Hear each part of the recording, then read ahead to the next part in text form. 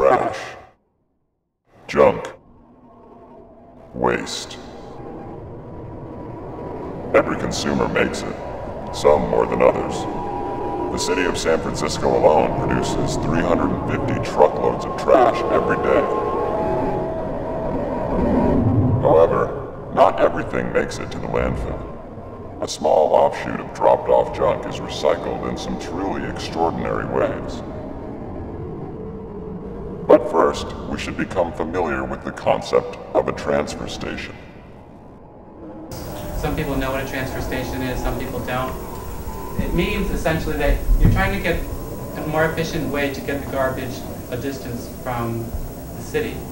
So to have each individual garbage truck drive out to the landfill is not as economical as having one huge truck going with the same amount of garbage. So we use these huge trailers that hold the equivalent of 3 or 4 regular garbage trucks. The numbers may have changed because our recycling rate has gone up, but it used to be about 100 trailers per day, which is equivalent to 350 garbage trucks per day. Same amount of garbage. That's how much gets dumped from San Francisco. The transfer station can hold 5,000 tons of trash. It really sees about 2,200 tons per day going through this building called the Pit. Well, the transfer station has a thing in it called a pit, which like big pit. The trucks dump from either side, they back up and they tip and they dump into this pit. A bulldozer runs over it, pushes the garbage towards the other end of the building and over the edge into a truck that's waiting kind of in the basement, and that's what drives out to the landfill. Most people, when they think of garbage, that's all they think of, but we have a lot going on here. And one of the more interesting things, or the more fun things, is the Artist in Residence program. So the program started in 1990, and it involved 3 important players. The first one was Jo Hansen, who was a local artist. She kind of persisted in convincing the company that if you did this and kind of structured it in a certain way with some controls, it could really be a great opportunity to educate the public about recycling. The second important person was Joe Johnson. He used to work for the city in the solid waste management program. He was very supportive of the program, and the city was just beginning to do curbside recycling and had to promise to develop programs that would educate people about recycling and resource conservation. And so his point of view was, well, the art program can help with that. We have to put it into the county plan anyway, that we're educating people about how to recycle. This will be a great opportunity. And then NorCal at the time identified that, okay, they can make the city happy by providing an educational program, but in addition, we can build a community of people that basically end up thinking we are a great garbage company. One good thing about this is you don't really need to see it. I mean, there's something to look at, but it's not really meant to be looked at. I usually write for symphony orchestras, and I just thought of this as being a different orchestra of found things. This is one of my favorites visually. I call it the Godzilla phone because it's the god of all xylophones. And it's just pallets down below, PVC pipe. I haven't cut any pipe, except in some cases where there was a sharp frayed edge. I would take it off, but not measuring to get a particular sound. Like all of these, they're just exactly the way I found them, and so they all make their own particular scales.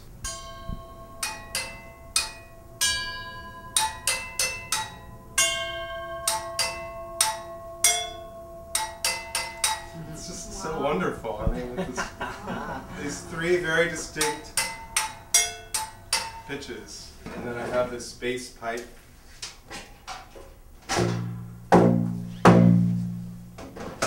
Played with the SpongeBob flip-flop. I have little notes to myself everywhere of kind of what the pitches are close to. This is sort of an F sharp. But here's an actual F sharp.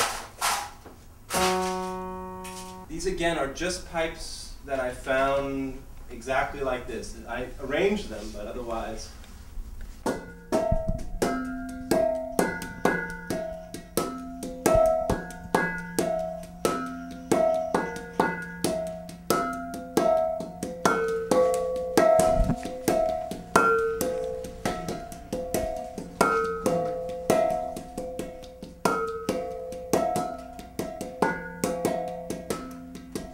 etc. This is kind of brought in from my usual line of work because it allows for some quite amazing sounds.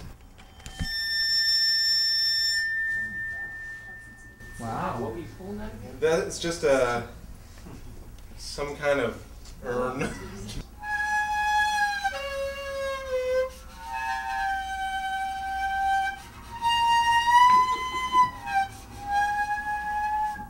I'll have musicians come in and they'll have music stands and sheet music as usual, only they'll be playing this. And we also have a mission for the artwork to somehow convey to people that resources are precious and need to be conserved. Because there's so much styrofoam, it just seemed like a great material because it's such a good material to make sculptures out of since I can work large, lightweight. I have in the past been working with connections between materials and their sources in sort of unusual ways. The styrofoam, I'm liking the way that it resembles rock.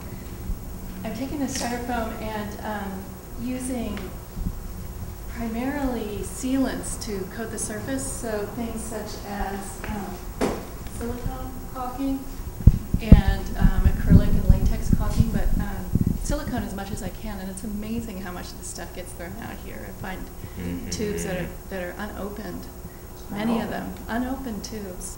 I'm also looking quite a bit at Baroque sculpture for inspiration, so I'm intrigued by the ways that I can take such a lightweight material and combine it with stucco, which is another thing that, and concrete, which is another thing that comes in quite a bit, and really use the weight difference to make these very sort of dramatic gestural sort of things with the rocks. You know, you wouldn't think that putting something in water would make it Right. harden, but it's silicone sets by introducing water into it. So I just squirt it into soapy water, and you can actually model the stuff. Oh, so in the water. In the And you water, can actually model it to the you point put it where in the it's- water, and you can actually manipulate it, and then you can pat it on the surface. Like Play-Doh or something? Yeah, it's kind of like that. This is made of a specialty silicone that doesn't actually come into to here. So that's I'm shifting my. How did you get it to, That's- how did you get it to look like a, I carved Molded crystal it? shapes out Oh, of yeah? plastiline, and then I made plaster molds. that is really cool.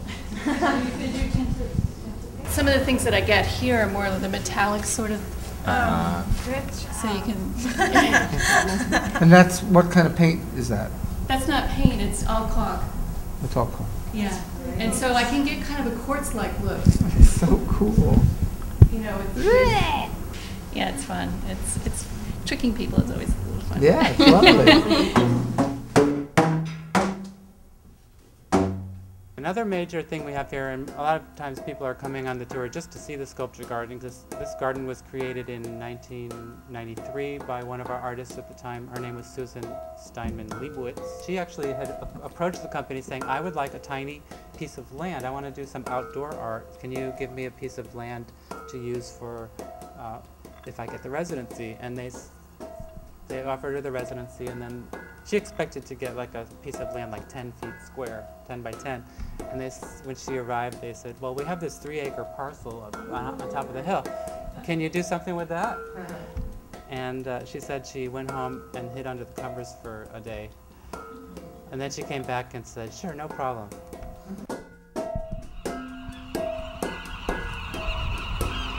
If these artists can find use in seemingly useless materials, what's to stop the rest of us? The next time you're about to throw something away, make something out of it.